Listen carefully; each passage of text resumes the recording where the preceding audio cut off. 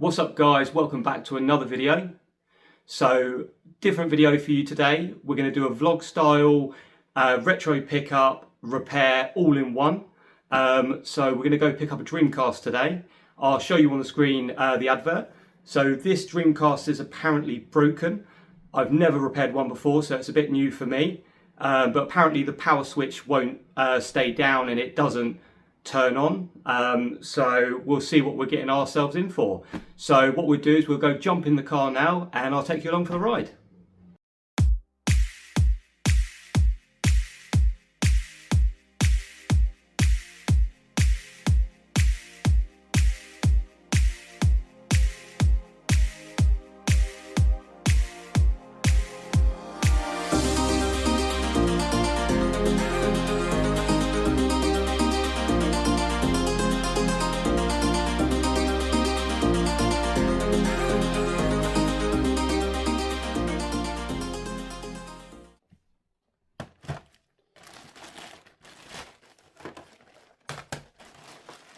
What a drive that was. People are going to say I'm absolutely crazy for travelling that far to get a broken Dreamcast, but it was completely for free to get there because I drive an electric car, I get my power free, so it cost me absolutely nothing. So here it is. Now, on the face of it, it's in really good condition. It's not got any sun damage, looks white still. It's a bit on the dirty side. But other than that, I can't complain. But here's the issue. Like they said in the advert, the button is stuck. It doesn't move whatsoever. So I'm just trying to show you around the button. It does look really dirty, but I can't see anything stuck in there. So we'll open it up in a minute and see if we can find out what's wrong with it. But I'll just go through the rest of the bundle. So we got 2 games. You can't complain with that price though. Look, 97p back in the day when this was sold. And then we've got another game here, no price on it, but this would probably go for a couple of quid if you're lucky nowadays. So I think the Alone in the Dark game, I think is about £15 in checks if you wanted to buy it. The bundle also came with the Dreamcast memory card. No mention whether it works or not, probably just needs a battery change if it does. Then you've got the controller, relatively good condition, just a little bit dirty again, so we'll give that a clean a little bit later. And then we got the power cable and the AV cable that goes into the TV.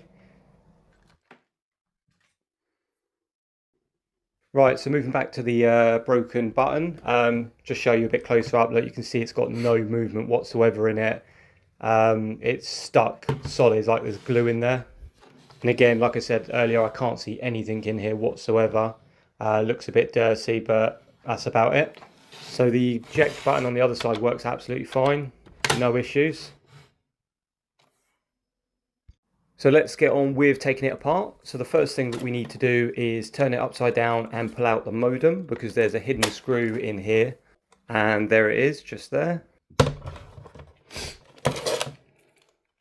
So I will speed up this footage because it did take me a little while to get all of these screws out.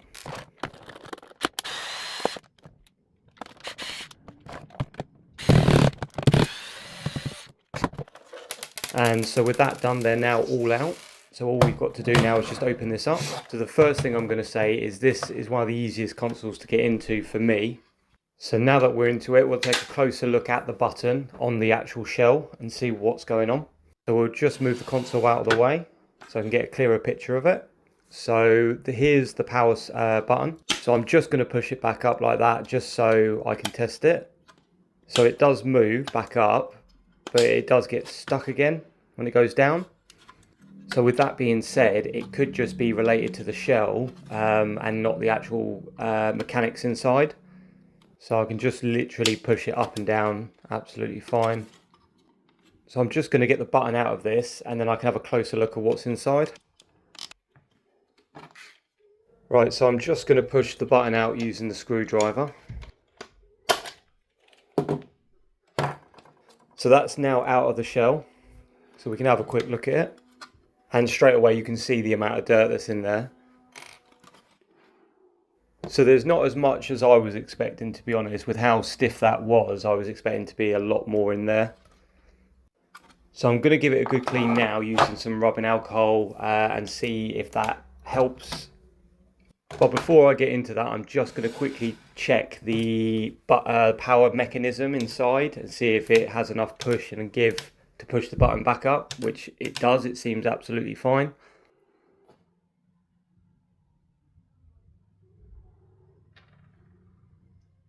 We have our trusty rubbing alcohol. What I'll do is I'll speed through the actual cleaning process so you can get the gist of it.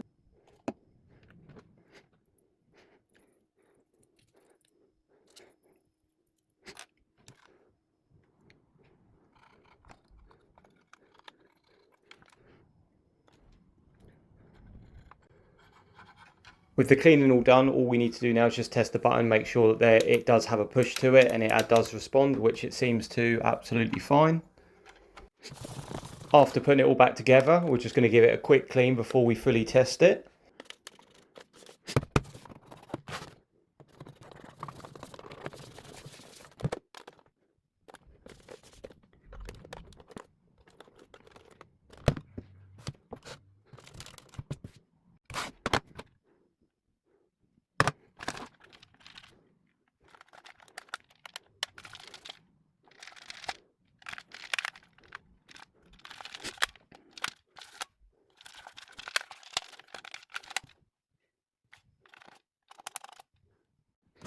Now with everything done, all that's left to do is test it.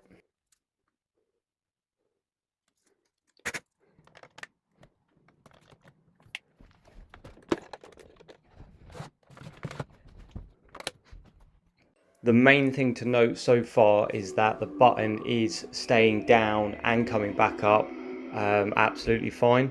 So all we're doing now is just checking that the actual overall console works and there was no other underlying issues, because like they said, they couldn't test it properly because they couldn't get it to come on.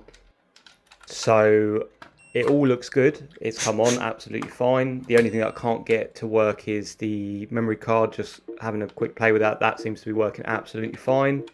And now just remember that this whole console cost us £25 and it's a fully working Dreamcast by the looks of it. The only thing really left to test is just a game inside. So at the moment, CEX would sell this for £98. That doesn't even include the memory card. So far it looks like we are in profit. Now comes the hard bit. Do I keep it and add it into my personal collection, or do I sell it on? As you know, I've already got a Dreamcast, so I don't need another one.